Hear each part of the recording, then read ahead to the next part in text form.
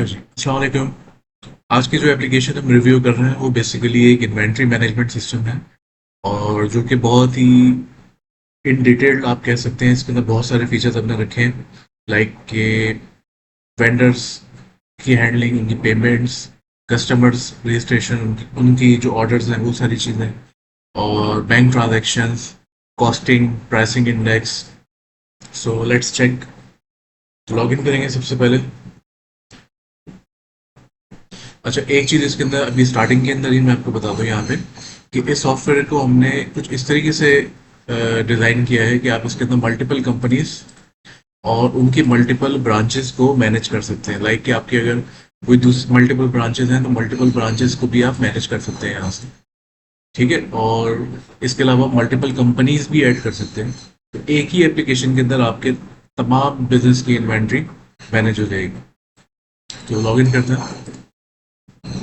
अच्छा जी, लॉगिन करने के बाद कुछ इस तरीके से ये ओपन होगा और बॉटम लेफ्ट के ऊपर आप देखेंगे तो यहाँ पे कंपनी नेम शो हो रहा है आपको, कौन सी ब्रांच के अंदर आप लॉगिन किए हुए हैं वो आपको शो हो रहा है। देन उसके बाद कौन सा यूज़र लॉगिन हुआ हुआ है वो आपको शो हो रहा है, और बॉटम राइट पे आपको ट्रांजेक्शन डेट नज़र आ रही है।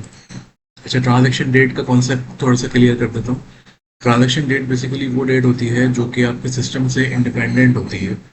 लाइक सिस्टम में आपकी कोई भी डेट चल रही हो, लेकिन ट्रांजैक्शन डेट सॉफ्टवेयर की डेट होती है जो कि एक अपनी अलग डेट वो मैनेज कर रहा होता है, और शिफ्ट क्लोजिंग के बाद ही ये चेंज होती है।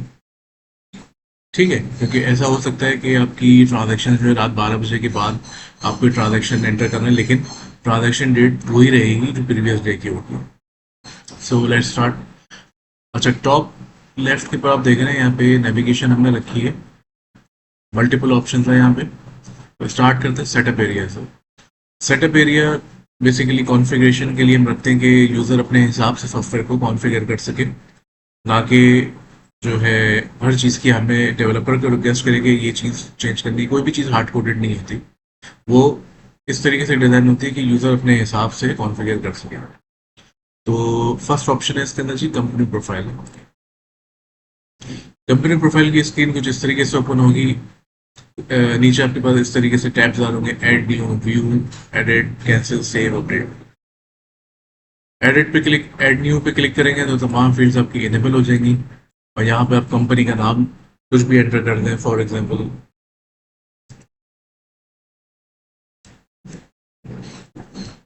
A3 टैग, और जो भी आपका लोगो है वो आप ब्राउज करके यहाँ पे सेट कर सकते हैं।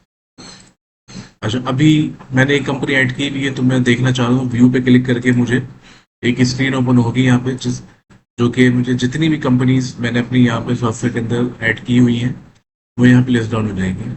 उनको मैं सर्च कर सकता हूँ बाय टाइटल, टैगलाइन, ओनर, जो भी फील्ड्स मैंने उस फॉर्म के ऊपर रखी हुई हैं उनसे आप सर्च कर सकते हो। अच्छा, डबल क्लिक करके ये रिकॉर्ड यहाँ पे ओपन भी हो सकता है इस तरीके से। ठीक है, और कोई चीज़ एडिट करना चाह रहा हूँ तो मैं एडिट भी कर सकता हूँ यहाँ पे। फॉर एग्जाम्पल कोई डमी रिकॉर्ड इसके अंदर मैं ऐड कर दूँ, ये करके मैंने अपडेट कर दिया। रिकॉर्ड अपडेटेड सक्सेसफुली का मुझे नोटिफिकेशन आ गया। ओके, चेक कर लेते हैं एक बार, ये रिकॉर्ड अपडेट हो गया आपको। अच्छा, कंपनी प्रोफाइल के बाद आप आएंगे, नेक्स्ट ऑप्शन है ऐड ब्रांच। ऐड न्यू करेंगे। अच्छा, जो भी कंपनी आप ऐड करेंगे तो यहाँ पे आपके पास उन कंपनीज का नाम ये ड्रॉप डाउन के अंदर ऐड होता जाएगा, यहाँ पे रिफ्लेक्ट करता रहेगा, और जो भी ब्रांच आप ऐड करेंगे तो ब्रांचेस यहाँ पे ऐड होती जाएंगी। फॉर एग्जांपल मैं इसी कंपनी के अंदर एक और ब्रांच ऐड कर देता हूँ, तारिक रोड ब्रांच। सेव करूँगा। अच्छा, कुछ फील्ड्स जो है इसके अंदर कंपलसरी है, लाइक के कॉन्टैक्ट नंबर ये कह रहा है, मैं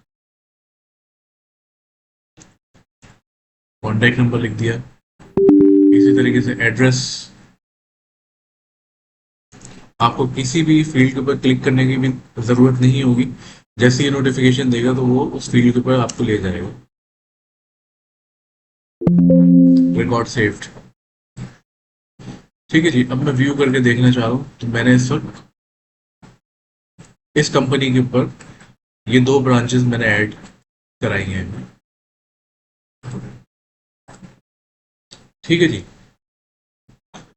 अच्छा, तीसरी चीज आ गई set transaction date. Transaction date again set हुई भी ऑलरेडी, तो यहाँ पे आपको नजर आ रही है सेट नहीं हुई थी। तो फर्स्ट टाइम अगर आप सॉफ्टवेयर इंस्टॉल हो रहा है कहीं पे, तो ये फर्स्ट टाइम आपको ये करना होगा। सिंपल, आपने यहाँ से डेट सेलेक्ट करनी है, यहाँ से मंथ सेलेक्ट करना है और सेव।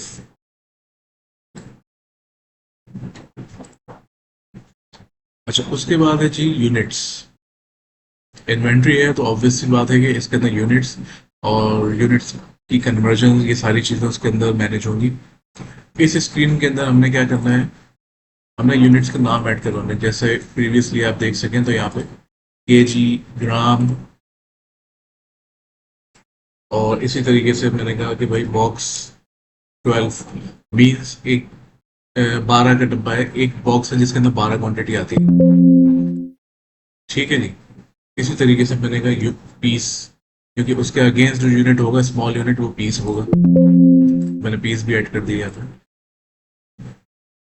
ये आप अब जो नेक्स्ट स्क्रीन हमारी वो है यूनिट कन्वर्जन। यहाँ पे आपको मजीद क्लियर हो जाएगा।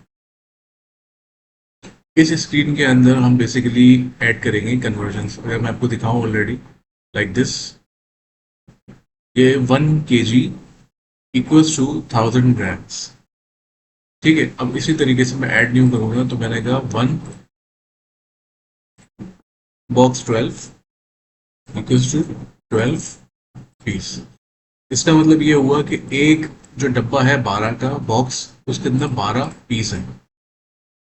ठीक है, ये कन्वर्जन बहुत ही आप कह सकते हैं कि क्रिटिकल चीज़ है, बहुत इसकी अहमियत है। क्योंकि जो भी आगे ऑडिट होगा, सेल होगी, ऑर्डर्स होंगे, परचेज होंगे, सब इसी बेस के ऊपर आपको रिफ्लेक्ट हो रही होंगी चीज़ें। इसके बाद है स्टॉक कैटेगरी। स्टॉक कैटेगरी के अंदर मैं व्यू करके इसलिए दिखा रहा हूँ ताकि आपको क्लियर हो जाए कि बेसिकली है क्या, क्या रिकॉर्ड इसके अंदर सेव है। Stock category for example chemicals डाल दिया मैंने कि आपके जो स्टॉक है वो स्टॉक किस तरीके का है। एक और डाल देता हूँ मैं यहाँ पे कि भाई रॉ आइटम्स।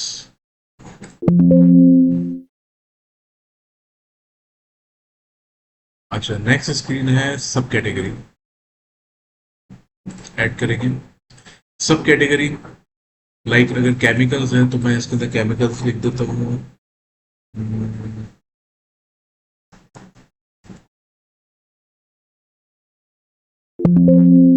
इस तरीके से केमिकल्स एक जनरल टर्म है, तो उस जनरल टर्म की सब कैटेगरी भी होती है, जैसे जेनिटोरियल केमिकल्स हो गए।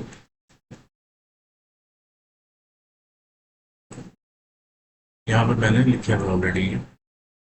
केमिकल्स के अंदर एक फैब्रिक केमिकल है, फिर केमिकल्स की कैटेगरी में एक जेनिटोरियल केमिकल्स है। ठीक है जी, इस तरीके से हमने सब कैटेगरीज भी ऐड करवा दी। जब moving on to our next option is manufacturer. अच्छा, मैन्युफैक्चरर से मुराद ये है कि जो भी आपके पास स्टॉक है, जो भी आइटम आपके पास रखा हुआ है, उसका मैन्युफैक्चरर कौन है। ठीक है, तो अभी मैंने यहाँ पे नए नाम लिख दिया, यहाँ पे एक डमी नाम लिख दिया। मैन्युफैक्चरर हम ही है, फॉर एग्जाम्पल माई सेल्फ लिख दिया। अच्छा, उसके बाद है प्रोडक्ट मास्टर। अच्छा, ये है स्क्रीन इम्पोर्टेंट। ठीक है, इसके अंदर मैं आपको कुछ अगर आइटम दिखा दूँ ऑलरेडी तो आपको और क्लियर हो जाएगा। जैसे रॉ मटेरियल, ये स्क्रीन है, इसके अंदर जो ऑप्शन आप देख रहे हैं टू बी ऑडिटेड, ये वो आइटम है कि जो मेरी ऑडिट लिस्ट के अंदर नजर आए। मैं चाह रहा हूँ कि ऑडिट लिस्ट में मेरी नजर आए, क्योंकि ऐसे ज़रूरी नहीं है मेरे पास 100 आइटम्स है तो मैं 100 के 100 आइटम्स ऑडिट लिस्ट में आने चाहिए, ऐसा ज़रूरी नहीं है। तो ये मैं यहाँ पे हमने जो है इसको एक फ्लेक्सिबल बनाया है कि जिस आइटम को भी आप यहाँ पे चेक मार्क करके सेव करेंगे तो वही नाम ऑडिट लिस्ट के अंदर नजर आएगा। अच्छा, जब भी कोई नया आइटम ऐड करेंगे तो ये आपसे पूछेगा उसका मैन्युफैक्चरर कौन है, उसकी कैटेगरी क्या है, उसकी सब कैटेगरी क्या है, उस आइटम का नाम क्या है, उसका कोई बारकोड है कि नहीं है। नहीं है तो आप इस पर क्लिक करेंगे, ये जनरेट कर देगा, ये आपके लिए बारकोड सिस्टम जनरेट। ठीक है, नेक्स्ट ऑप्शन है कि उसका यूनिट क्या है। तो यूनिट यहाँ पे लिस्ट डाउन हो जाएंगे सारे, कि उसका यूनिट क्या है, यूनिट ऑफ परचेज क्या है। अच्छा, उसके बाद है margin percentage. Margin percentage basically ये है कि आपकी आप प्रॉफिट परसेंटेज सेट कर रहे हैं यहाँ पे, कि भाई मुझे इसकी कॉस्ट पर यूनिट जितनी भी बेयर कर रहा हूँ मैं, तो उसके ऊपर मुझे 3% प्रॉफिट शो कराए सिस्टम, या 3% प्रॉफिट मुझे चाहिए। ये आप, ये आगे जो हमारा एक सेक्शन है प्राइसिंग इंडेक्स, आपको वहां पे ये क्लियर होगा, क्योंकि वहां पे बेसिकली कॉस्ट पर यूनिट निकल रही है, और कॉस्ट पर यूनिट के ऊपर ये मार्जिन परसेंटेज उसके निकाल के आपको एक सेल प्राइस सजेस्ट करेगा सॉफ्टवेयर, कि आपकी सेल प्राइस ये होनी चाहिए। अच्छा, नेक्स्ट ऑप्शन है हमारे पास date level quantity. Date level basically ये होता है कि मैंने कहा कि भाई ये जो आइटम है मेरा रॉ मटेरियल वन, इसकी जब क्वांटिटी 10 किलो या 10 किलो से नीचे हो जाए स्टॉक की क्वांटिटी, तो मुझे सिस्टम की रिपोर्ट के अंदर शो होना शुरू हो जाएगी कि भाई आपका ये आइटम कम हो गया और आपने इसका पीओ बनाना है। ठीक है, ठीक है। अच्छा, एक ऑप्शन है इसके अंदर इस बल्क रेसिपी। इस ऑप्शन का मतलब ये है कि ये इस बल्क रेसिपी अगर आपने इसको मार्क कर दिया, तो इसका मतलब ये है कि ये ऐसा आइटम है जो कि खुद से एग्जिस्ट नहीं करता। आप एक या दो तीन मोर देन वन आइटम्स को मिला के एक आइटम बनाते हैं जो जो कि बल्क रेसिपी कहलाता है। ये मैं आपको अभी नेक्स्ट ऑप्शन में आपको मदद क्लियर हो जाएगी। ठीक है जी। इस तरीके से ये स्क्रीन वर्क कर रही है। Next option is bulk recipe. अब मेरे पास एक बल्क रेसिपी थी यहाँ पे, फिनिश गुड। ठीक है, तो फिनिश गुड बनाने के लिए, फिनिश गुड बेसिकली खुद से कोई आइटम नहीं था, उसको बनाने के लिए ये दो आइटम्स रिक्वायर्ड थे। ठीक है, तो इसके अंदर हमने क्या किया कि इसको सिलेक्ट करा, और यहाँ पे हमने उसका जो इंग्रेडिएंट है उसको सिलेक्ट करा। इंग्रेडिएंट सिलेक्ट करने के बाद वो कितनी क्वांटिटी में उसके अंदर इस्तेमाल हो रहा है बनाने के लिए, फॉर 1 kg। अच्छा, ये भी डायनामिक है कि 1 kg, केजी यूनिट इससे कहाँ से पिक करा, जो कि आपने प्रोडक्ट मास्टर के अंदर डिफाइन करा था फिनिश गुड के लिए, कि ये केजी के अंदर ही मैं डील करता हूँ इस आइटम को। अब उसकी मैं जो है डिटेल्स यहाँ पे डिफाइन कर रहा हूँ, कि एक फिनिश गुड बनाने के लिए मैंने इसलिए जनरल टर्म्स के नाम रखे हैं यहाँ पे, कि finish good, raw material two. तो एक फिनिश गुड बनाने के लिए raw material one, raw material two, इतनी इतनी क्वांटिटी में लगेगा 1 kg तैयार करने के लिए। तो इस स्क्रीन के अंदर हम ये डिफाइन कर रहे हैं, क्योंकि बहुत से ऑर्डर ऐसे होते हैं कि जो आपका एक ऐसे आइटम्स आपको देने होते हैं कि जो कि आप तीन चार चीज़ों से मिला के, या मोर देन वन आइटम्स कह लें, उससे मिला के एक प्रोडक्ट बन रहा होता है। अच्छा जी। Moving to our next option is expense category. Expense category की स्क्रीन के अंदर आपने जो आपके एक्सपेंस हेड्स हैं वो आपने डिफाइन करने हैं। अगर व्यू करूँ मैं, तो यहाँ पे तीन मैंने ऐड किए हुए हैं, like utility bill, refreshment, fuel. एक अगर हम यहाँ पे और ऐड करते हैं, for example daily veg, save करेंगे, ये सेव कर दिया। ठीक है, तो यहाँ पे मेरे पास डेली वेज ऐड हो गई। तो कैटेगरीज की स्क्रीन के अंदर आपने एक्सपेंस कैटेगरीज ऐड करनी है अपनी। Next screen is bank. अच्छा, आपकी जो भी ट्रांजैक्शन होगी वो या तो कैश के ऊपर होगी या बैंक ट्रांजैक्शन होगी। तो बैंक ट्रांजैक्शन कोशिश की कि पूरी तरीके से इसके अंदर मैनेज हो जाए, कि आपका बैंक का कैश इन कैश आउट, फिर कैश इन का इफेक्ट आपके कैश इन हैंड पे आए या किसी और सोर्स के ऊपर जाए, वो सारी चीज़ें इसके अंदर हमने मैनेज की हैं, जो आगे आपको ऑप्शंस के अंदर नजर आएगा। अच्छा, बैंक की डिटेल्स कुछ इस तरीके से है। फॉर एग्जांपल एक बैंक मैंने ऐड किया हुआ है। होता ये है कि एक बैंक एक होता है, लेकिन उसके ब्रांचेस आप मल्टीपल अकाउंट जो है इस तरीके से मैनेज हो रहे होते हैं। तो जब भी आप चेक बनाएंगे या चेक लेंगे, तो आप ये डिफाइन करने के आप ऑप्शन होगा इसके अंदर, कि आप कौन से बैंक की कौन सी ब्रांच का आपने चेक बनाना है। ठीक है जी। मैं इसके अंदर मजीद ब्रांचेस ऐड कर सकता हूँ यहाँ से। For example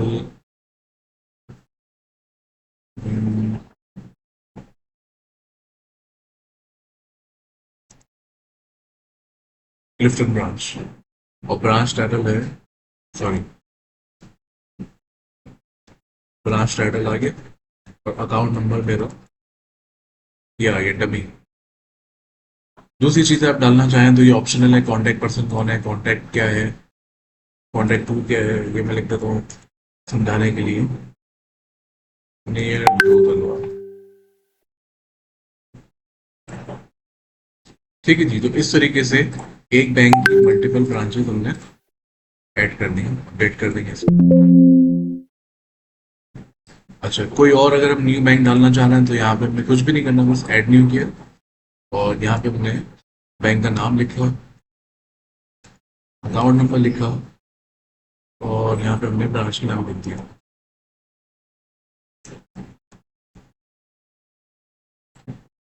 save. ठीक है जी, तो यहाँ तक हमारा हो गया है setup area complete. Next option है हमारे पास वेंडर्स का। अच्छा जी, नेक्स्ट ऑप्शन है हमारे पास वेंडर्स का।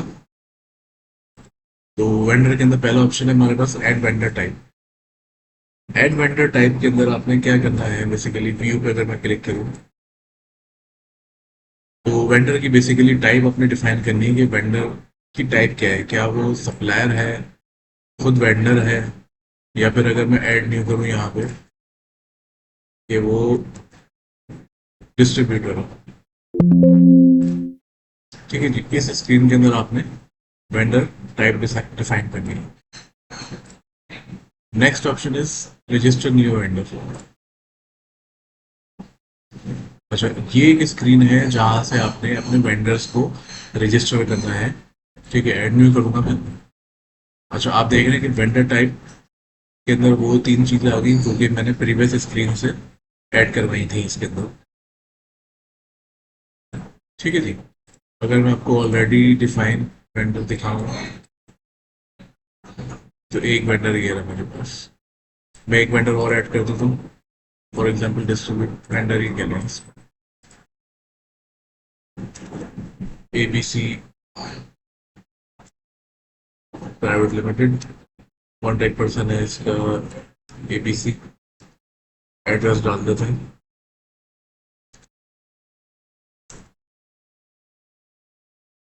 ठीक है, अब इस वेंडर का आप एनटीएन नंबर भी सेव कर सकते हैं, GSTN नंबर भी सेव कर सकते हैं।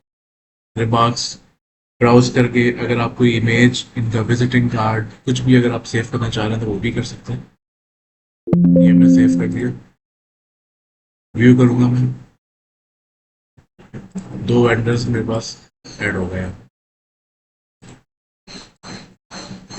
ठीक है जी, नेक्स्ट ऑप्शन इज, अब इन वेंडर्स से हमने क्या करना है, परचेजिंग करनी है। तो परचेजिंग किस तरीके से होगी, ये सबसे पहले हम पीओ जनरेट करेंगे। ये पीओ की स्क्रीन है, बहुत सिंपल रखी है हमने। अच्छा, यहाँ पे आप इस तरीके से सर्च भी कर सकते हैं वेंडर्स को। ठीक है जी, वेंडर्स को सर्च किया आपने, फिर इन वेंडर को हमने कौन से आइटम का ऑर्डर देना है वो आपने सर्च किया, फॉर एग्जाम्पल दिस दिस।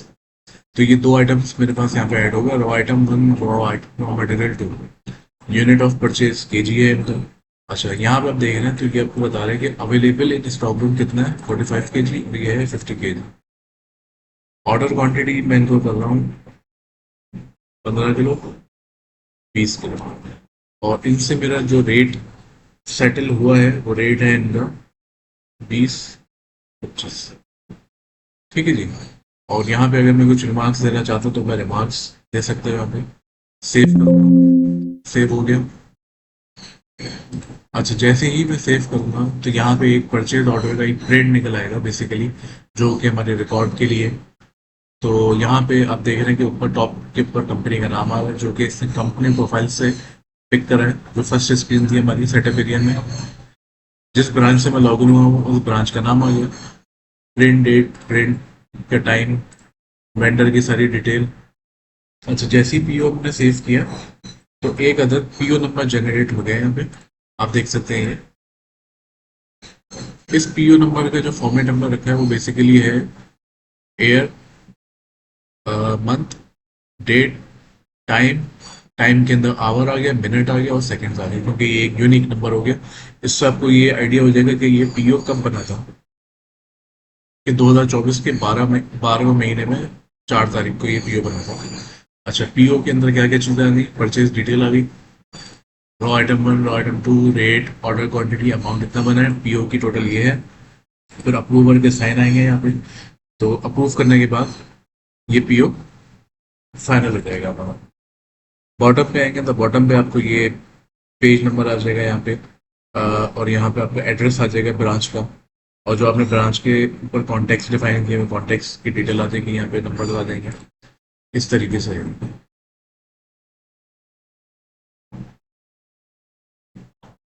अच्छा, अब पीओ जनरेट कर दिया, तो अब हमने नेक्स्ट ऑप्शन क्या करना है कि पीओ के अगेंस्ट स्टॉक को रिसीव करना है। ठीक है जी, तो इस तरीके से है इसकी स्क्रीन। ऐड न्यू करूंगा मैं, अगेन वेंडर को सर्च करूंगा।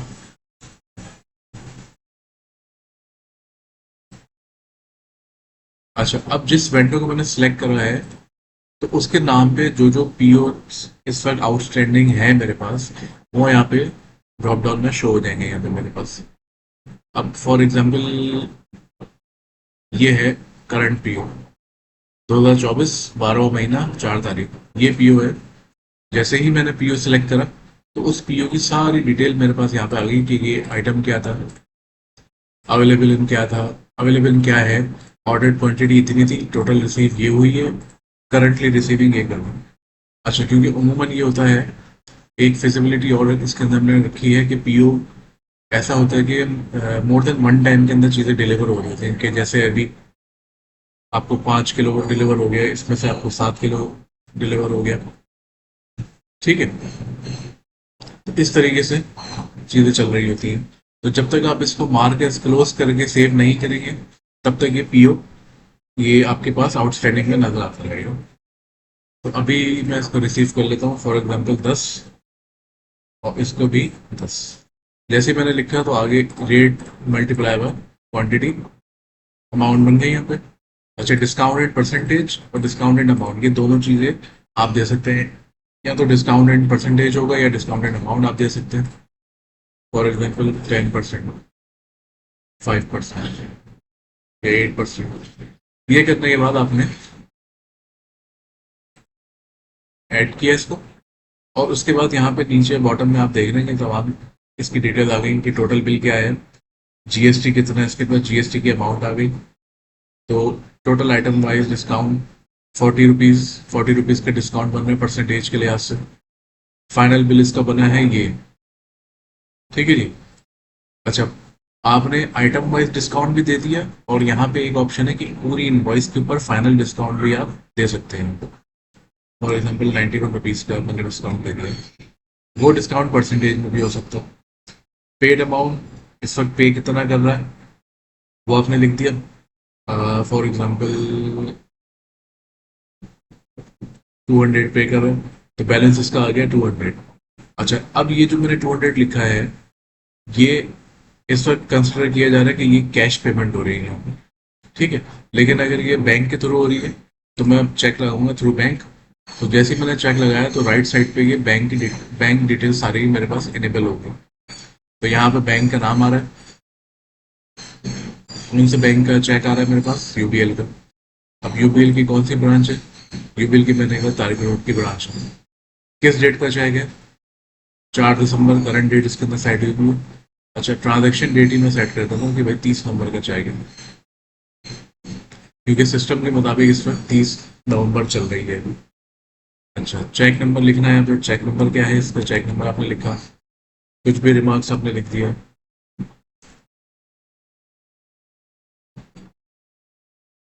ठीक है, सेव करेंगे। अच्छा, सेव के ऊपर एक चीज़ हमारी मिसिंग है अभी, प्लेस एंटर बिल नंबर। तो बिल नंबर आपने यहाँ पे एंटर करना है, ये आपने बिल नंबर एंटर कर दिया, कुछ भी डमी। सेव करेंगे। Are you sure? यस। तो ये हमारा रिकॉर्ड सेव हो गया है। नेक्स्ट स्क्रीन के अंदर मैं आपको दिखाऊंगा कि जो हमने ये चेक बनाया है इसका ये किस तरीके से शो होगा, और मजीद जो इसकी पेमेंट इस वक्त ड्यू है, बैलेंस इस वक्त है इसका 200 रुपीज़। तो ये किस तरीके से मजीद जो हम क्लियर करेंगे वो कैसे करेंगे। ऑलराइट जी, next option is our clear purchase deals. अच्छा, हमने लास्ट स्क्रीन के अंदर क्या किया था कि 400 की उसकी पेमेंट थी और 200 की हमने पेमेंट ले ली थी, जो कि उसका था चेक, हमने इसको बना के दिया था। अच्छा, थोड़ा सा अगर हम जंप करें यहाँ पे, अकाउंट्स के अंदर है व्यू करंट डेट चेक्स। इस पे जैसे मैं क्लिक करूंगा तो यहाँ पे आपको चेक्स की लिस्ट नजर आ जाएगी, क्योंकि करंट डेट इस वक्त सिस्टम के अंदर 30 नवंबर चल रही है। तो 30 नवंबर के नाम पे जितने भी चेक्स जो पेएबल है और जो रिसीवेबल वाले चेक्स हैं वो यहाँ पे लिस्ट डाउन हो रहे होंगे। ठीक है, अब ये क्लियर किस तरीके से होंगे कि जैसे ही मैंने इस पर डबल क्लिक करा तो ये मुझसे पूछेगा आर यू श्योर। ओके, तो अभी कह रहा है not enough cash in bank. मेरे इस बैंक की इस ब्रांच के अंदर, यूबीएल की तारिक रोड की ब्रांच के अंदर कैश नहीं है, जब भी ये मेरा कैश जो इसका चेक है ये क्लियर नहीं हो सकता। ओके, थोड़ा सा इसको मूव करें अगर इधर बैंक ट्रांजेक्शन में, तो बैंक ट्रांजेक्शन की जो स्क्रीन है अगर यहाँ पे आप देखें, ऐड न्यू करें, यहाँ पे मेरे पास डिटेल्स आ रही है बैंक की। बैंक सेलेक्ट करूंगा, मैं उस बैंक की कौन सी ब्रांच है वो सिलेक्ट करूंगा। मोड क्या है, कैश इन कैश आउट, के बैंक से पैसे निकाल रहा हूँ या बैंक में पैसे डाल रहा हूँ। ठीक है, अब बैंक के अंदर कैश इन कर रहा हूँ तो कैश इन कहाँ से कर रहा हूँ, कैश इन हैंड से कर रहा हूँ या फिर किसी अदर सोर्स से कर रहा हूँ। कितना अमाउंट है वो लिखूंगा, जो रिमार्क्स थे वो लिखूंगा। अच्छा, अभी मैंने क्या किया कि यूबीएल की मेरी तारक रोड की ब्रांच थी, उसके अंदर इस वक्त बैलेंस के आउटस्टैंडिंग यहाँ जीरो आप देख सकते हैं। ठीक है, अब इसके अंदर मैं कुछ कैश इन कर रहा हूँ। कैश इन कहाँ से करूँगा, कैश इन हैंड से करूँगा। कैश इन हैंड के अंदर मेरे पास इस वक्त कैश है 17,400। तो यहाँ पे मैंने 1,000 कैश इन कर रहा हूँ तारिक रोड की ब्रांच में, सेव करूँगा। अच्छा, कह रहा है एंटर सम रिमार्क्स, ये इंपॉर्टेंट है।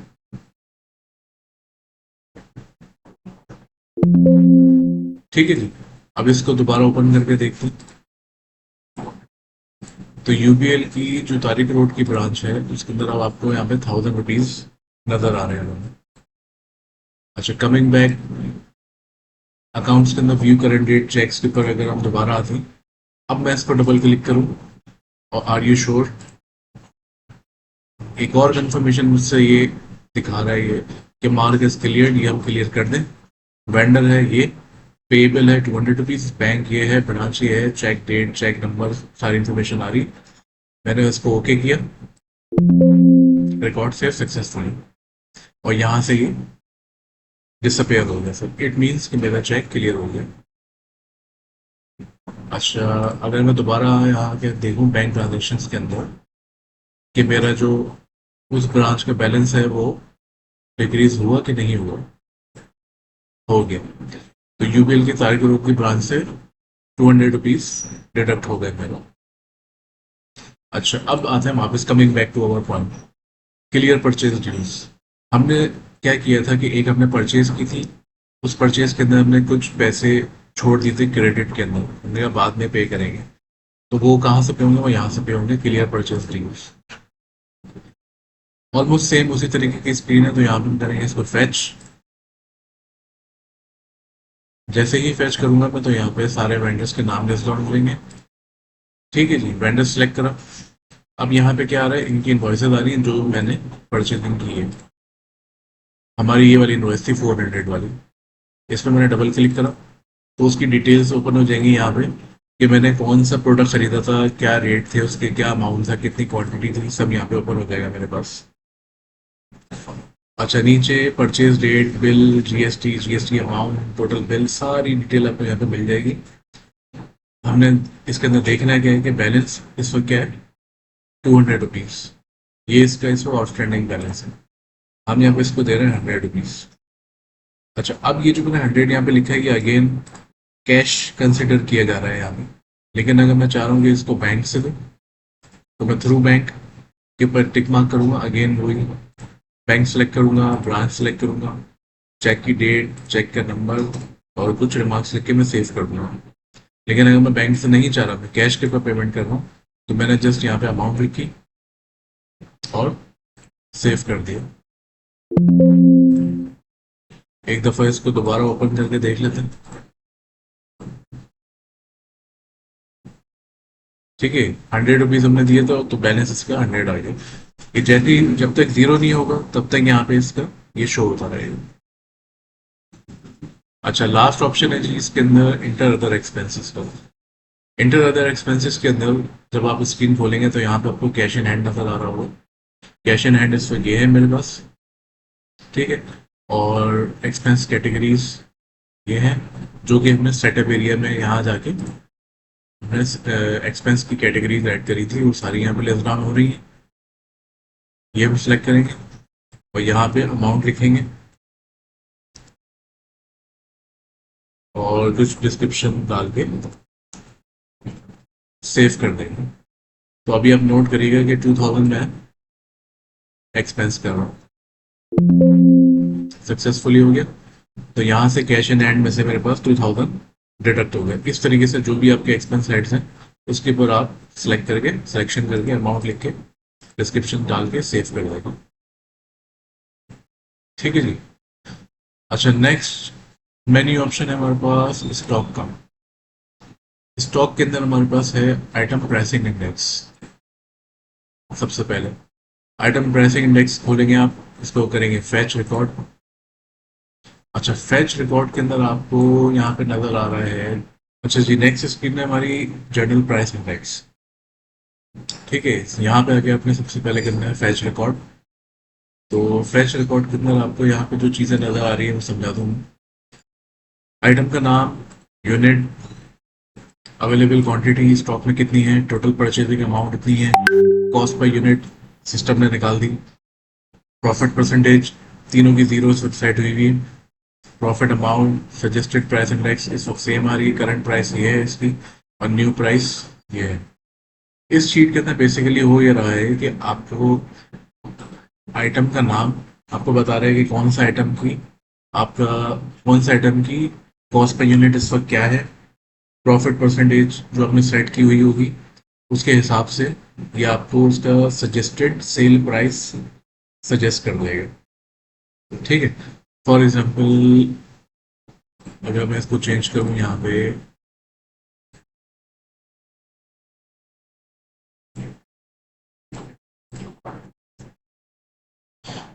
रॉ मटेरियल 2 का मैंने प्रॉफिट परसेंटेज रखा है 5%,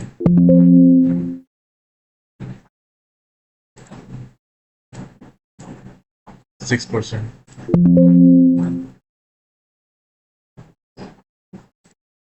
वापस आते हैं शीट के ऊपर।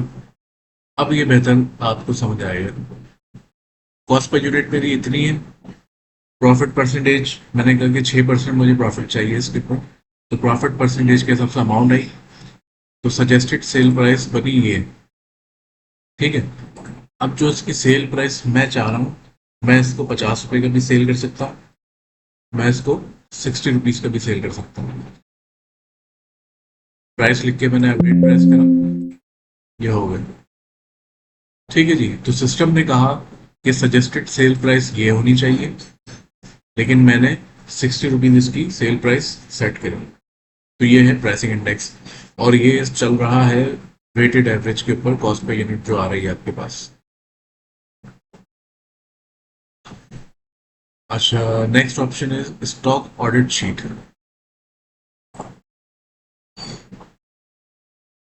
स्टॉक ऑडिट शीट बेसिकली ये है, फैच ऑल करेंगे सबसे पहले। ये आप जब आपका दिल करता है आप अपने स्टॉक रूम पर जाके ऑडिट कर सकते हैं। इसके अंदर आपको ये बता रहा है कि ये आइटम इतनी रिमेनिंग क्वांटिटी इसकी होनी चाहिए। ठीक है, और टेक प्रिंट करेंगे तो एक प्रिंट निकल आएगा, ताकि जो भी रिप्रेजेंटेटिव है वो फिजिकली जाके चेक करे और प्रिंट के ऊपर जाके क्वांटिटी लिखे, ताकि यहाँ आके एंटर कर दें। अच्छा, सिस्टम के मुताबिक रॉ मटेरियल 1 की क्वांटिटी होनी चाहिए 55 kg, रॉ मटेरियल 2 की होनी चाहिए 60 kg, लेकिन आपको फिजिकली ये मिलता है 52 kg। ठीक है, तो जैसे ही मैंने 52 लिखा तो यहाँ पे -3 का डिफरेंस आ गया, कि मतलब 3 किलो का मैं यहाँ पे लॉस हो गया। ये वेस्टेज हो सकती है गायब हो सकता है, कुछ भी हो सकता है, रीजन एक्स वाई हो सकती है। ये हमें 60 का 60 ही मिला, उसका डिफरेंस 0। ये करने के बाद मैंने इसको सेव कर दिया। तो ये बेसिकली ऑडिट है, आप कभी भी ऑडिट चेक कर सकते हैं कि सिस्टम के मुताबिक क्वांटिटी क्या होनी चाहिए और फिजिकल क्वांटिटी आपको क्या मिल रही है। अच्छा, third option is preparable option item. अच्छा, अब आपको याद होगा कि हमने प्रोडक्ट मास्टर के अंदर एक बल्क रेसिपी ऐड करवाई थी, जो थी हमारी फिनिश गुड के नाम से। ठीक है, अब इस स्क्रीन के अंदर हम ये बता रहे हैं कि भाई उस फिनिश गुड को हम अब बनाने जा रहे हैं। तो उसको हमने बनाने के लिए हमने बनाना है, जैसे ही यहाँ पे मैंने फिनिश गुड लिखा तो फिनिश गुड की recipe description for 1 kg, 1 kg की डिस्क्रिप्शन आ गई, जो कि हमने बल्क रेसिपी में डिफाइन करी थी। और उसकी एस्टिमेटेड कॉस्ट इस टाइम पे 78.8 रुपीज हमें आ रही है। अब फॉर एग्जाम्पल हमें बनाना है ये 20 किलो। ठीक है, तो 20 किलो के लिहाज से आपको एस्टिमेटेड कॉस्ट भी निकल कर आ जाएगी। ये कैसे आ रही है? ये इस तरीके से आ रही है कि आपकी available stock quantity, cost per unit, ठीक है, कॉस्ट पर यूनिट को मल्टीप्लाई कर देगा ये जो आपकी इंग्रेडिएंट क्वांटिटी इसके अंदर कंज्यूम होगी। तो ये अमाउंट इसकी बन जाएगी कि ये रॉ मटेरियल इतने रुपीस का कंज्यूम होगा, रॉ मटेरियल इतने रुपीस का हम कंज्यूम करेंगे। तो एस्टिमेटेड कॉस्ट इसकी ये बन जाएगी। ये करके हमने सेव कर दिया। Are you sure? यस। अच्छा, अब ये हमने बनाने के लिए ये आइटम हमने दिया है इस पर, किचन के अंदर कह लें या आपका प्रोडक्शन के अंदर कह लें, वहां हमने ये आइटम हमने प्रोवाइड किए कि 20 किलो बनाने के लिए इतनी इतनी क्वांटिटी हमने प्रोवाइड कर दी। अब वहां से बन के जो मैं रिसीव हो रहा है, फिर receive bulk item, receiving end पे क्या चीज होगी, वो भी एंट्री यहाँ पे होगी कि हमने बल्क प्रिपेयर्ड 20 किलो बनाने के लिए हमने दिया था फिनिश गुड, जिसकी एस्टिमेटेड कॉस्ट ये थी, कॉस्ट पे यूनिट हिसाब से ये पड़ रहा था। ठीक है, अब हमने इस पर डबल क्लिक करा। अब हो सकता है कि हमने बनाने के लिए दिया 20 किलो का रॉ मटेरियल, लेकिन हमें रिसीव हो रहा है 18 किलो। तो 18 किलो जो रिसीव हुआ, तो जाहिर है फिर हमें 2 किलो का यहाँ पे लॉस हुआ, जिसका एस्टिमेटेड कॉस्ट डिफरेंस ये आपको नजर आएगा कि 157.78 रुपीज का हमें यहाँ पे लॉस हुआ है। ये हमने रिसीव कर लिया। ठीक है जी, ये हो गया स्टॉक रूम कंप्लीट कि हमने प्रिपेयर बल्क आइटम के अंदर हमने बल्क आइटम बनाने के लिए रॉ मटेरियल्स प्रोवाइड करे प्रोडक्शन के अंदर। फिर जब वहां से चीज प्रिपेयर होके हमारे पास रिसीव हुई, तो हमने रिसीव करी यहाँ से, जो कि हमने कॉस्ट डिफरेंस भी उसके अंदर डाल सकते हैं कि क्वांटिटी कितनी हमें रिसीव हो रही है, उसके हिसाब से कॉस्ट डिफरेंस वो खुद कैलकुलेट कर लेगा। अच्छा, नेक्स्ट ऑप्शन है हमारे पास, मेन्यू है कस्टमर्स का। तो कस्टमर के अंदर हमने फर्स्ट ऑफ ऑल कस्टमर्स अपने रजिस्टर करने, जो हमारी पार्टीज हैं, कुछ इस तरीके से इनकी स्क्रीन है। व्यू करूंगा मैं, जो कि इस वक्त है ऑलरेडी सेव कस्टमर है, तो यहाँ पे मैंने एक कस्टमर मेरे पास ऐड हुआ हुआ। ठीक है, तो कस्टमर के लिए आपको कस्टमर का नाम, क्रेडिट लिमिट की डेज, क्रेडिट लिमिट अमाउंट कि कितनी अमाउंट इसको लिमिट हमने दी दे सकते हैं, कितने डेज की लिमिट दे सकते हैं, एड्रेस, CNIC, इंपॉर्टेंट फील्ड्स यहाँ पर रखी है। ब्राउज करके आप इमेज या उनका विजिटिंग कार्ड ये आप सेव करवा सकते हैं इसके अंदर। तो इस तरीके से आपके कस्टमर्स रजिस्टर हो जाएंगे यहाँ पर। अच्छा, सेकंड स्क्रीन है set customer wise sale price. ये एक इम्पॉर्टेंट स्क्रीन है, मैं एक कस्टमर और ऐड कर देता हूँ ताकि और बेटर अंडरस्टैंडिंग हो जाए।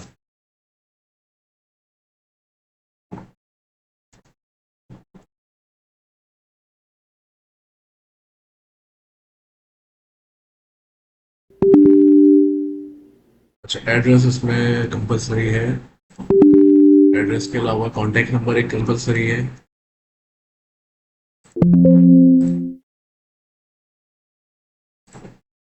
आगे आते हैं set customer wise sale price के ऊपर। अच्छा, ये एक डायनेमिक स्क्रीन है।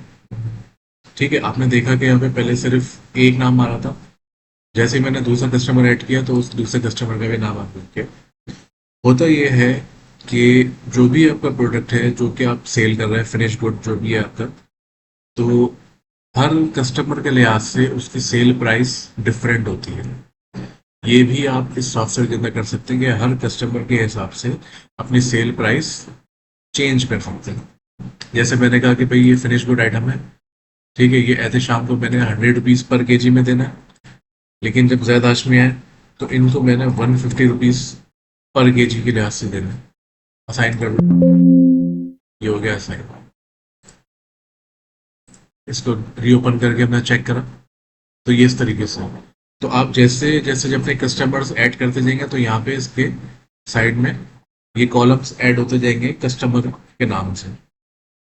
तो ये इस स्क्रीन का बड़ा इम्पोर्टेंट पार्ट है इसके अंदर, क्योंकि ऐसा अमूमन होता है कि हर कस्टमर वाइज सेल प्राइस अलग होते हैं।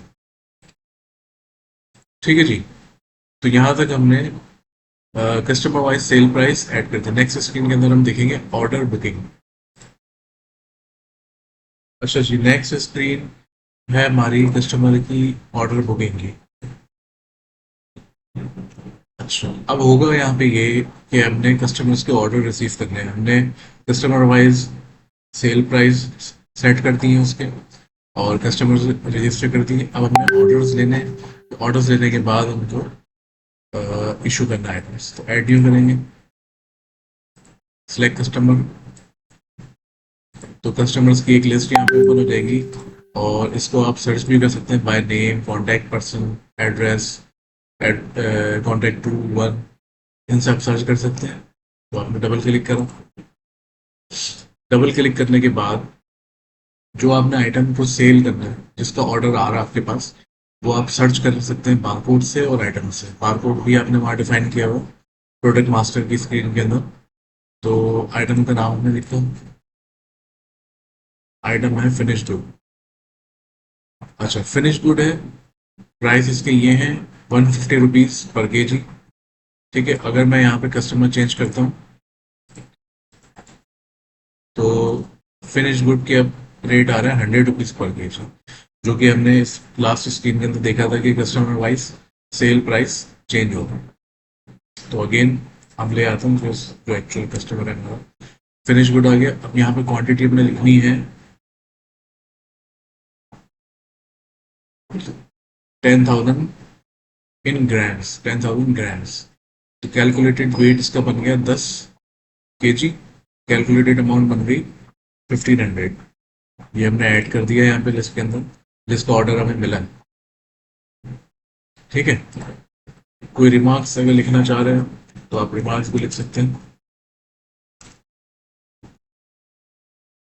अच्छा, डिलीवरी कब करनी है, तो डिलीवरी डेट आप सेट कर सकते हैं। फिर डिलीवरी डेट, डिलीवरी टाइम। अच्छा, उसके बाद नीचे आप लेफ्ट साइड पे आप देखेंगे तो बिल आ गया है, जीएसटी आ गया। जीएसटी को आप चेंज भी कर सकते हैं। जैसे जैसे ये पॉलिसी चेंज होती है तो आप जीएसटी, आप इसको हमने ओपन रखा हुआ है कि आप चेंज कर सकते हैं जीएसटी। जीएसटी की परसेंटेज आ गई, साइड में इसके जीएसटी का अमाउंट आ गया, टोटल बिल आ गया, डिस्काउंट कितना देना है, फाइनल बिल क्या है, पेड अमाउंट क्या है। पेड अमाउंट इन्होंने हमें सब दिए हैं, फॉर एग्जाम्पल 1,000 रुपीज़ हमें इन्होंने दिए हैं। ठीक है, और कस्टमर परचेज ऑर्डर नंबर, ये एक नंबर है, एक जनरेट हम करेंगे यहाँ पे, जो कि एक रेफरेंस बन जाएगा इनका, कुछ भी हम दे सकते हैं। अच्छा, एक चीज़ और कि अगर ये पेमेंट बैंक के थ्रू आ रही है तो वो भी हम यहाँ पे थ्रू बैंक पे टिक करके अगेन उसी तरीके से बैंक सेलेक्ट करेंगे, ब्रांच सेलेक्ट करेंगे, cheque number, cheque date, remarks लिख के सेव कर देंगे। लेकिन अभी हम कैश के ऊपर जा रहे हैं, ये चले इसको बैंक के थ्रू कर देते हैं। एच बी एल मलियर ब्रांच का ये चेक है, और इस पर कर देंगे 30 तारीख, क्योंकि सिस्टम में ट्रांजेक्शन डेट सब चल रही है 30 नवंबर। चेक नंबर लिख दिया, और ये हमने लिख दिया order payment, save and print, record save. ये एक प्रिंट आ गया हमारे पास। अच्छा, इसके अंदर ऑर्डर नंबर, कस्टमर का नाम, ऑर्डर डेट, ऑर्डर डिटेल्स, ये हमने ऑर्डर की सारी डिटेल्स लिख दी। अप्रूवल के साइन होंगे, अप्रूवल के साइन के बाद ये ऑर्डर और बस रिसीव हो गया। अच्छा, नेक्स्ट ऑप्शन है मैनेज बुक्ड ऑर्डर्स। उस इस लास्ट स्क्रीन से हमने ऑर्डर रिसीव किया था, अब इस स्क्रीन के ऊपर हमने क्या करना है, ऑर्डर को मैनेज करना है, मीन्स के डिस्पैच करना है। तो जितने भी ऑर्डर्स होंगे वो यहाँ पे लिस्ट डाउन होंगे मेरे पास। ठीक है जी, उनकी सारी डिटेल्स आ रही है कि total bill, GST, delivery date क्या थी, ऑर्डर डेट क्या थी, सब यहाँ पे लिस्ट डाउन है। डबल क्लिक करूंगा तो नीचे उसकी डिटेल्स ओपन हो जाएंगी कि इस ऑर्डर के अंदर क्या क्या आइटम्स हैं, क्या क्या उनकी क्वांटिटी हमने देनी है। ठीक है जी, order number, customer, order date, final bill, ये था। अब जैसे ही मैं यहाँ पे प्रिंट एंड डिस्पैच करूंगा तो ये ऑर्डर मेरा डिस्पैच हो जाएगा। Are you sure? Okay, order dispatch successfully, order number ये है, डीसी नंबर ये है। तो डिस्चार्ज नंबर जो है वो भी हमने एक जनरेट करवा दिया है यहाँ पर कि भाई उसी पैटर्न के ऊपर कि ईयर, मंथ, और आपका ये हो गया डे, और ये हो गया आवर, मिनट और सेकंड, ताकि आपको याद रहे। एक यूनिक नंबर भी जनरेट हो गया और एक देख के ये समझ में आ जाएगा कि ये किस टाइम डीसी बनी है। ओके करेंगे। ओके करने के बाद एक अदर प्रिंट निकल आएगा क्योंकि डीसी के साथ एक प्रिंट आउट भी साथ जाएगा। ठीक है, तो डिस्पैच इनवॉइस, एक तरीके से डिस्पैच इनवॉइस इसकी प्रिंट हो गई यहाँ पे। Order number, dispatch number, customer की डिटेल्स आ गई यहाँ पे, order date, dispatch date, invoice detail, finish good है, जितने आइटम्स हो गए यहाँ लिस्ट डाउन हो जाएंगे, उनका bill, total bill, GST, final bill, GST amount, authorise को साइन, ये सारा जो है डिस्पैच इनवॉइस साथ चली जाएगी। ठीक है जी। अच्छा, उसके बाद है last option, receive customer dues. अब हमने ऑर्डर तो भेज दिया लेकिन उसके जो ड्यूज हैं वो इस वक्त आउटस्टैंडिंग है यहाँ पे। तो यहाँ पे हम करेंगे फैच, कस्टमर सेलेक्ट करेंगे, जेड। तो उसका इस वक्त बैलेंस आ रहा है यहाँ पे, एडवांस इन्होंने दिया था 1000 रुपीज, और बैलेंस इस वक्त है 770। डबल क्लिक करूंगा यहाँ पे तो यहाँ पे इसकी डिटेल्स खुल जाएंगी उसी तरीके से सेम। और कितना पे कर रहे हैं, ये 770 रुपीज पे कर रहे हैं मैं ओवरऑल। अब ये थ्रू कैश लेगा, 1000 रुपीज का चेक था, वो चेक अभी मैं आपको दिखाता हूँ वहाँ पे अकाउंट्स में जाके, करंट डेट के अंदर, करंट डेट चेक्स में जाके ये वाली हम रिसीव कर लेंगे कैश के ऊपर। तो ये हमने लिख के सेव किया, सेव सक्सेसफुली। अब अगेन चेक कर लेते हैं। दोबारा मैंने उस कस्टमर को सिलेक्ट करा तो उसकी कोई इनवॉइस आउटस्टैंडिंग में नहीं आ रही थी क्योंकि सारे ड्यूज क्लियर हो गए। ये हो गया जी कस्टमर का जो एरिया था वो कवर हो गया था। अच्छा, नेक्स्ट ऑप्शन है अकाउंट्स। अकाउंट्स के अंदर आके एक नजर पहले वो देख लेते हैं, व्यू करंट डेट चेक्स।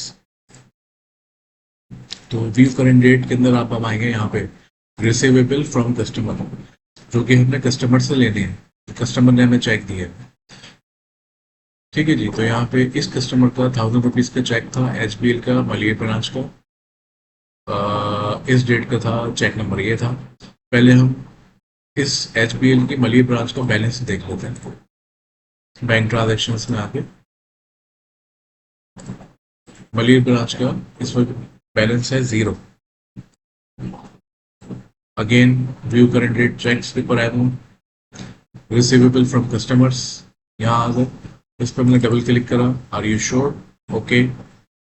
तो जैसे ही ये क्लिक करूंगा मैं तो यहाँ पर सारी इन्फॉर्मेशन आ गई कंफर्मेशन के लिए कि ये कस्टमर है, रिसीवेबल ये है, bank, branch, cheque date, cheque number, ये सारी आ गई। जैसे मैंने ओके करा, रिकॉर्ड से सक्सेसफुली, और रिसीवेबल में से उसका चेक यहाँ से डिसअपेयर हो जाएगा। अब अगेन आके अकाउंट्स में, बैंक ट्रांजेक्शन में,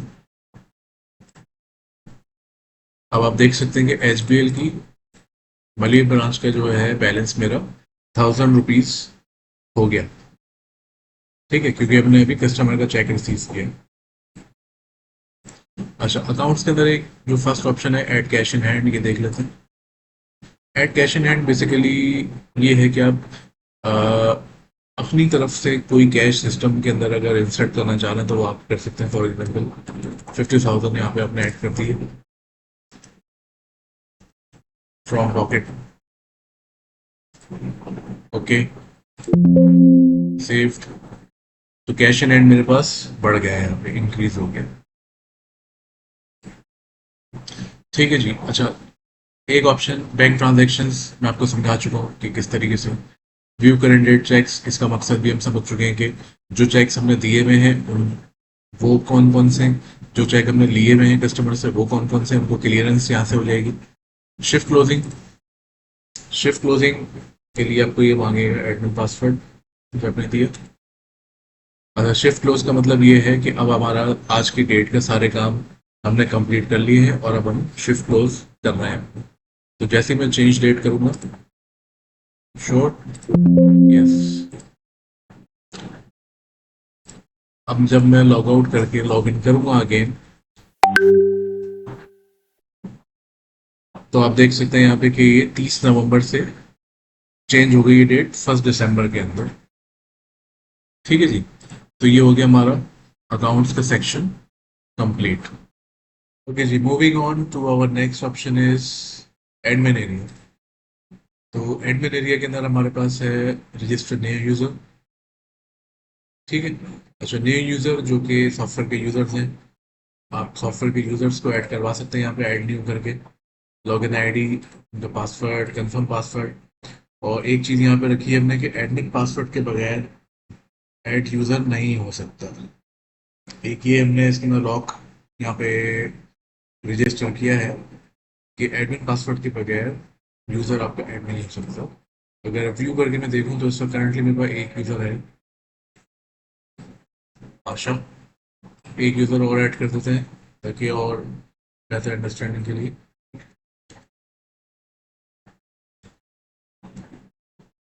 फॉर एग्जाम्पल एडमिन पासवर्ड लिख के कोई अगर ट्राई कर रहा है तो एडमिन पासवर्ड इज इनकरेक्ट, ये एक्सेप्ट नहीं करेगा इसको। अब एक्सेप्ट कर लेगा। ठीक है जी। तो इसी तरीके से नेक्स्ट ऑप्शन है हमारे पास यूजर रोल्स। अच्छा, अब ये रोल्स जो आप असाइन कर रहे हैं तो आप जिस ब्रांच के अंदर इस वक्त स्टैंड कर रहे हैं तो ये उसी ब्रांच के ऊपर ही एप्लीकेबल है इस यूजर के ब्रांच, और ये यूजर भी इसी ब्रांच के अंदर रहेगा।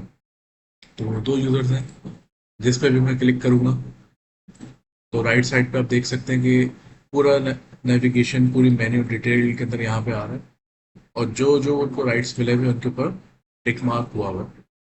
तो अब अगर मैं इस यूज़र को कुछ राइट्स देना चाह रहा हूँ तो मैं यहाँ से दे सकता हूँ।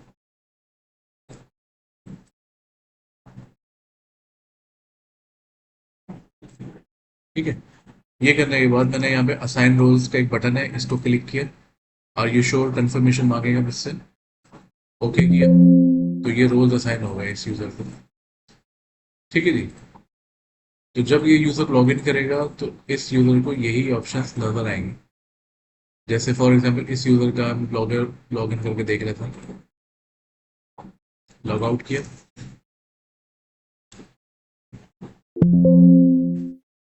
तो जैसे ही इस यूज़र ने लॉगिन किया इसका यहाँ पे नाम आ गया, लॉगिन यूज़र ये है, और इस यूज़र को जो जो हमने राइट्स दिए थे उसको वही ऑप्शंस नज़र आ रहे हैं, बाकी ऑप्शंस नहीं नज़र आएंगे।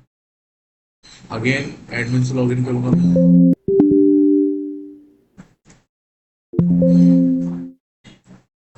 तो इसी तरीके से ये थर्ड ऑप्शन है यहाँ पे चेंज पासवर्ड करो। फर्स्ट टाइम में आप पासवर्ड खुद उसको देंगे यूज़र को, यूज़र लॉगिन करने के बाद अपना पासवर्ड चेंज कर सकता है।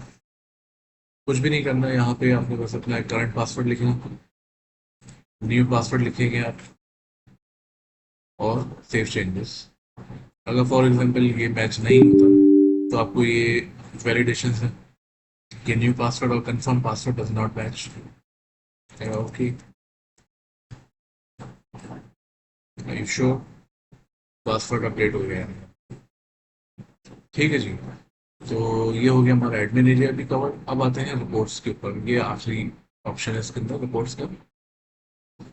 अच्छा, रिपोर्ट्स की स्क्रीन के अंदर आप देख सकते हैं यहाँ पे कि यहाँ पे आ रहा है रिपोर्ट्स के नाम। ठीक है, मल्टीपल हमने यहाँ पे रिपोर्ट्स ऐड की हुई हैं जो कि आप इस तरीके से सर्च भी कर सकते हैं कीवर्ड के थ्रू। ठीक है, स्टॉक पोजीशन आपने देखनी है तो उसकी इस रिपोर्ट ये रही। अच्छा, नीचे कुछ फिल्टर्स भी हमने दिए हैं सर्चिंग क्राइटेरिया के लिए। तो फ्रॉम और टू, तो स्पेसिफिक पीरियड के दौरान का अगर आपने डेटा देखना है तो फ्रॉम और टू आप सेलेक्ट करेंगे। उसके बाद फिर आप ओपन रिपोर्ट करेंगे तो वो उस स्पेसिफिक पीरियड का डेटा खुल जाएगा। ठीक है जी, कुछ कैटेगरीज हैं, वेंडर्स हैं, एक्सपेंस हेड्स हैं। ठीक है जी, इसके अलावा प्रोडक्ट्स हैं, कस्टमर्स हैं।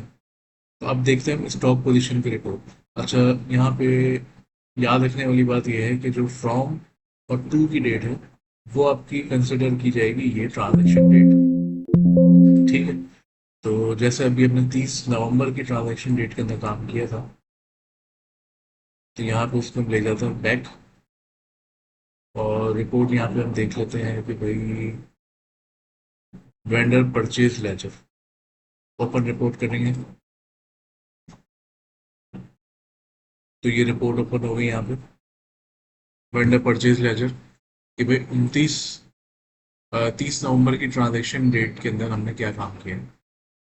हमने जैद इंटरप्राइजेस से ये आइटम्स खरीदे हैं, इनवॉइस नंबर ये था, इनवॉइस डेट ये थी। ठीक है जी, और उसके ये बिल था, ये डिस्काउंट था, ये सारी डिटेल्स यहाँ पे आ गई उसकी। इसी तरीके से जैद इंटरप्राइजेस से हमने एक और जो है परचेज की थी, जिसका इनवॉइस नंबर ये था, इनवॉइस डेट ये थी। उसके अंदर यही आइटम्स थे, इस रेट पे हमने यही आइटम इससे परचेज किया हमने। तमाम की तमाम डिटेल्स यहाँ पे आपके पास शो हो जाएंगी, और बॉटम में आपको पेज नंबर नज़र आ जाएगा, और लेफ्ट पे आपको ब्रांच का एड्रेस और ब्रांच कॉन्टेक्ट नंबर आ जाएंगे। अच्छा, अगर आप इसको एक्सपोर्ट करना चाहें तो इस ऑप्शन से आप एक्सपोर्ट भी कर सकते हैं। ये एक्सपोर्ट रिपोर्ट का बटन है यहाँ पे। फिर यहाँ पे अगर आप टॉगल ग्रुप, एक ऑप्शन दिया हुआ हमने कि जितने भी वेंडर्स होंगे उनके नाम यहाँ पे लिस्ट आ रही होंगी, और उनके अंदर मजीद एक ट्री बन जाएगा उनके इनवॉइस नंबर से। अगर आप किसी के ऊपर डायरेक्ट नेविगेट करना चाहते हैं तो आपको डायरेक्ट नेविगेट करवा देगा। जैसे जैसे मैं क्लिक कर रहा हूँ तो ये आपको वहाँ पे हाईलाइट कर रहा है एरिया पे। इसी तरीके से दूसरी रिपोर्ट्स के अंदर भी है। अगर मैं देखना चाह रहा हूँ स्टॉक पोजीशन क्या है मेरी, तो करंट स्टॉक पोजीशन मेरे पास इस वक्त ये आ गई। फिनिश गुड 8 kg रखा हुआ है, रॉ मटेरियल 1 ये इतना है, ये इतना है। तो करंट स्टॉक पोजीशन मेरे पास इस तरीके से शो हो जाएगी। और अगर मैं आपको दिखाना चाहूँ डेली एक्सपेंस, अच्छा ये ट्रांजेक्शन डेट में फिर चेंज कर देता हूँ इसके। तो डेली एक्सपेंस के अंदर आएगा आपका, कुछ हमने अगर एक्सपेंस किया हुआ है तो वो आ जाएगा एक्सपेंस कैटेगरी फ्यूल है, उसकी डिस्क्रिप्शन, फ्यूल की कैटेगरी के ऊपर कब कब कितना कितना हमने जो है एक्सपेंस किया वो शो हो जाएगा, डेट आ जाएगी, इसकी अमाउंट आ जाएगी, टोटल एक्सपेंस आ जाएगा 3,000। मजीद इसके अंदर रिपोर्ट्स हैं आपके पास, परचेज ऑर्डर्स। ठीक है जी, परचेज ऑर्डर हम देखना चाह रहे हैं, कोई नहीं है करंट। अच्छा, उसके अलावा आप देख सकते हैं यहाँ पे आउटस्टैंडिंग पीओस, अगर हम देखना चाहें तो ये मेरा आउटस्टैंडिंग पीओस है। सैयद इंटरप्राइज को हमने दिया हुआ है, ऑर्डर किया हुआ है 100 रिसीव इतने हो गए, पेंडिंग इतने रखे हुए। और जो दूसरी इनवॉइस जो हमने आज बनाई है, उसके अंदर हमारे पास ये ऑर्डर क्वांटिटी है, रिसीव इतनी हो गई है, पेंडिंग इतनी है। ठीक है, ये आउटस्टैंडिंग पीओस की रिपोर्ट आ गई। इसी तरीके से मल्टीपल और रिपोर्ट्स हमारे पास, कस्टमर सेल्स समरी, ये भी देख लेते हैं नजर लास्ट। ये रही कस्टमर सेल्स समरी की, कौन से कस्टमर को हमने कौन सा आइटम किस रेट पे सेल किया है, स्टेटस क्या है उसका, डिलीवर्ड हो गया है कि नहीं हुआ। ठीक है, जो अगर हमने डिस्पैच नहीं किया तो यहाँ पे नॉट डिलीवर्ड इस तरीके से रिमार्क्स आ रहे होंगे, उनकी बिलिंग डिटेल सारी ये आ गई है इस तरीके से। बॉटम में अगेन ब्रांच डिटेल और कॉन्टैक्ट पेज नंबर ही आ जाएगा, ब्रांच का नाम, प्रिंट डेट टाइम आ जाएगा। ये भी आप एक्सपोर्ट कर सकते हैं, यहाँ से आप स्पेसिफिक कस्टमर को देखना चाह रहे हैं तो वो भी कर सकते हैं। तो ये था जी हमारा इन्वेंट्री की एप्लीकेशन, होपफुली आपको लाइक करेंगे आप, अच्छा लगा होगा आपको। और प्राइसिंग के हवाले से या इंस्टॉलेशन के हवाले से अगर आप इंटरेस्टेड हैं इसको परचेज करने में, रेंट आउट करने में, तो आप हमसे डीएम कर सकते हैं, मैसेज कर सकते हैं, कांटेक्ट कर सकते हैं, कॉल कर सकते हैं दिए हुए नंबर पे। So thank you very much for your time.